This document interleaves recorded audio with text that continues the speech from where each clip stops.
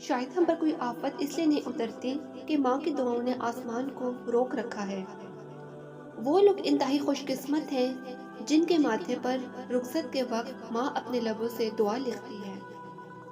جن بچوں کی ماں کو پیارے خدا نے اپنے پاس بلا لیا ہے، جنت میں وہی بتا سکتے ہیں کہ پیار کیا ہوتا ہے، ممتا کیا چیز ہے۔ ماں کے ہاتھ کی پکی ہوئی باسی روٹی کسی 5 اسٹار ہوٹل کے کھانے سے لاکھ درجہ بہتر ہے۔ ماں کے منہ سے نکلی ہوئی دعا خدا تعالیٰ کو بھی ماننا پڑتی ہے۔ ماں کا دوسرا نام جنت ہے اور ماں کے بغیر کائنات نامکمل ہے۔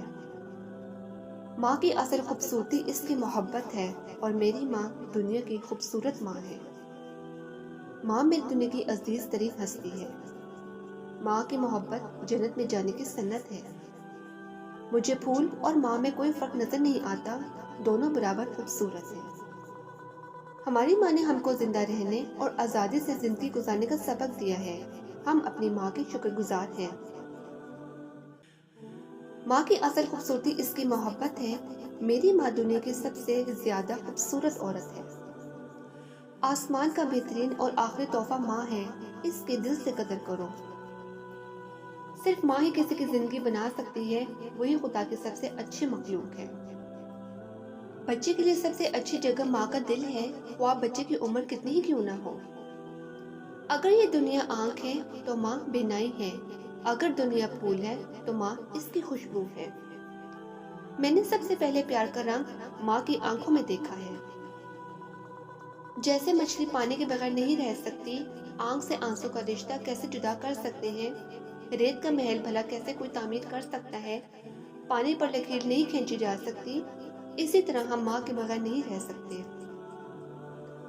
ماں ایسی دعا ہے جو کبھی بددعا میں نہیں بدلتی اور ہماری ہر تکلیف خود جھیل کر ہمیں شبنم کی طرح ٹھنڈک کا احساس دلاتی ہے۔ دنیا کی اصل حکمران صرف ماں ہے۔ ماں کی آہ عرش کو ہلا کر رکھ دیتی ہے۔ ماں کے لیے سب کو تو چھوڑا جا سکتا ہے، مگر سب کے لیے ماں کو کبھی نہ چھوڑنا۔ جہاں جہاں سے ماں گزرے وہاں وہاں دنیا بھر کے پھول بچھا دیے جائیں۔ ماں خوشبو، خوشیوں کی صورت ہر وقت میرے گرد رقصاں رہتی ہے۔ چاند میں چاندنی، شہد میں مٹھاس، ستاروں میں ٹمٹماہٹ، دریا میں روانی، پھولوں میں خوشبو اور زندگی کی دوڑ میری ماں کی ہی بدولت ہے۔ اگر کبھی ماں کی آنکھوں میں موتی جیسے چمکتے آنسو دیکھو تو سمجھ لینا کہ فرشتے بھی زار زار رو رہے ہیں۔ ماں تو در حقیقت جنت ہی کا ایک خطہ ہے۔ دنیا کے سبھی رشتے یہاں دوبارہ مل جاتے ہیں، نہیں ملتی تو صرف ماں نہیں ملتی۔ ماں کی دعاؤں سے بند دروازے کھلتے ہیں اور ماں کے اشکوں سے نام اعمال دھلتے ہیں۔ ماں جو روٹھ جائے تو آگ میں پھول کھلتے ہیں اور خاک سے زمزم پھوٹتے ہیں۔ چونکہ ماں کے قدموں تلے جنت ہے، لہٰذا ہم تو بچپن سے ہی جنت میں رہتے ہیں۔ زندگی کے سفر اور گردشوں کی دھوپ میں صرف ماں ہی پرسکون سایہ ہے۔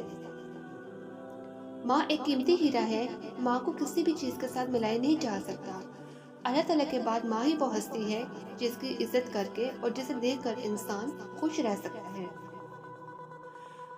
ماں وہ ہستی ہے جس کے بارے میں اللہ تعالیٰ نے خود فرمایا ہے کہ اگر مجھے دیکھنا ہو تو صبح اٹھ کر ماں کو دیکھ لیا کرو۔